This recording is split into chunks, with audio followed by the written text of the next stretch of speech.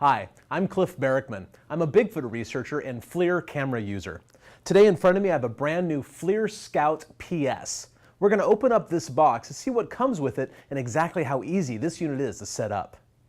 Let's dive on in.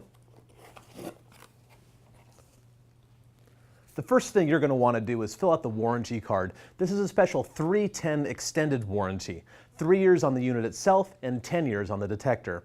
You can either mail it in via snail mail or you just register online. But one thing you're going to need for sure is a serial number, and that can be found on the bottom of the unit itself,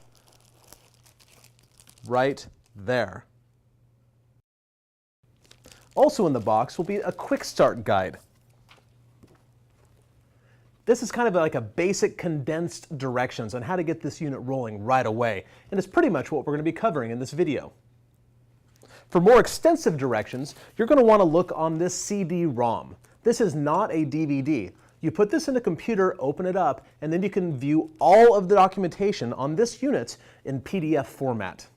Okay, now that the documentation's out of the way, let's get to the good stuff. Inside you have a pouch in which you can keep the unit, various cables and accessories, which I'll get into in a minute, and of course the camera itself.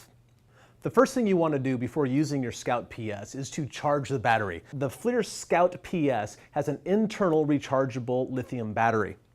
This battery is only changeable by FLIR. Do not try to do this on your own. It'll void the warranty. The way you charge it is you plug in a USB cable right here on top of the unit. If at some point your battery becomes unable to hold a charge, contact FLIR immediately for a replacement.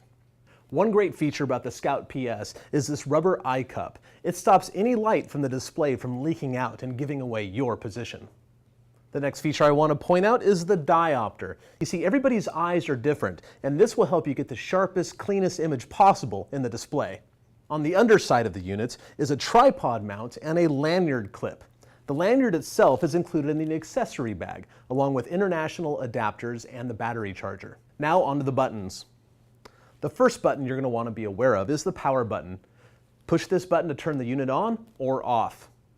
The Flir Scout PS comes equipped with a power shutdown mode.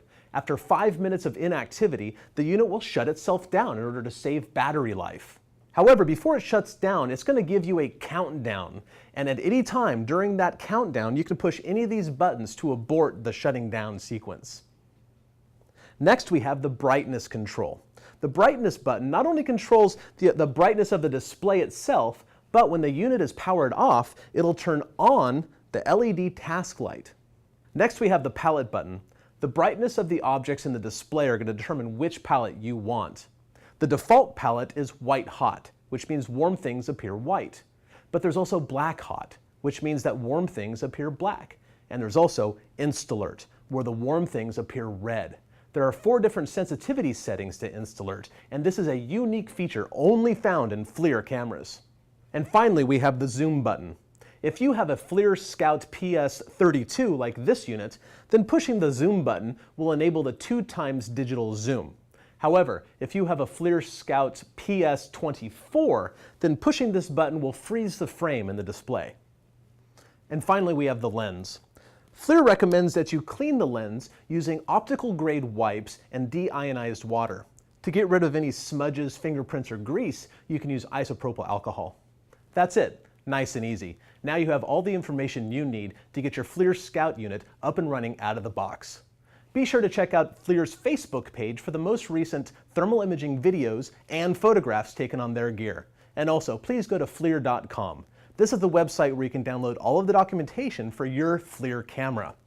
Also, you can read about tips for taking your FLIR camera out of the country and traveling internationally. That's it pretty much. If you see a Bigfoot through one of these, let me know.